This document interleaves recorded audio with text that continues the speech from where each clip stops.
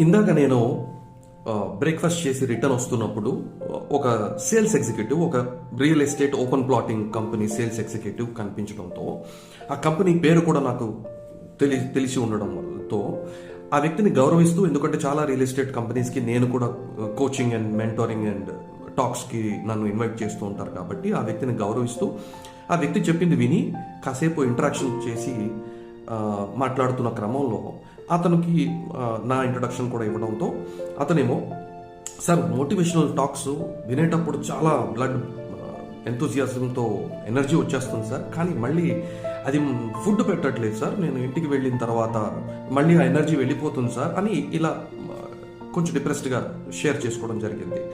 So ఇక్కడ నేను చెప్పేది ఏంటి అంటే, మోటివేషనల్ టాక్స్ వినేటప్పుడు ఎనర్జీ వస్తుంది, తర్వాత ఆ ఎనర్జీ ఉండట్లేదు అనుకుంటే, ఫస్ట్ ఆఫ్ ఆల్ మీరు ఏ మోటివేషనల్ స్పీకర్ అయినా సరే తన ఒపీనియన్స్ని, తన పర్స్పెక్టివ్స్ని మిమ్మల్ని ఎంతూజియాజంతో మళ్ళీ మిమ్మల్ని ఎనర్జెటిక్గా చేయడానికి కోసం ఎన్నో రకాలైనటువంటి ప్రయత్నాల్లో చేసేటటువంటి ఆ టాక్లో మోటివేషన్ కోసం మాత్రమే వింటున్నారా లేదా ఎగ్జిక్యూషన్ కోసం కూడా వింటున్నారా? ప్రతి స్పీకర్ చెప్పే ప్రతి టాక్లో కూడా విని నేర్చుకోవాల్సిన విషయంతో పాటు విని నేర్చుకొని ఆలోచించి ఆచరించవలసినటువంటి విషయాలు కూడా ఉంటే వాటిని ఇంటికి వెళ్ళిన తర్వాత మళ్ళా మీరు రీకాల్ చేసి వాటిలో నేను ఎగ్జిక్యూట్ చేయడానికి ఇప్పుడు ఏం చేయాలి అని ఆలోచించి ఎగ్జిక్యూషన్లో, ఇంప్లిమెంటేషన్లో పెడుతున్నారా లేదా అనేది మీరు చాలా ఆలోచించాలండి.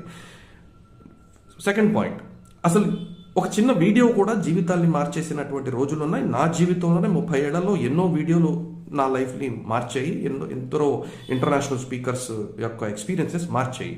సో మన లైఫ్లో ప్రతి విషయానికి ఒక చోటు ఉంది, కానీ అక్కడ నేర్చుకున్న విషయాన్ని మనం ఎంతవరకు ఎగ్జిక్యూట్ చేసామో, ఎన్ని రోజుల పాటు గుర్తుపెట్టుకున్నామో, ప్రతిరోజు దాన్ని రీకాల్ చేసుకున్నామా, ఈ రోజు నేనేం చేయాలి అన్న దాని గురించి వాటిలో నుంచి ఆలోచించి ఆచరించవలసినటువంటి విషయాల్ని నోట్ చేసుకొని వాటి పట్ల ఒక ప్లాన్ క్రియేట్ చేసుకొని వాటిని నేను ఎగ్జిక్యూట్ చేసిన.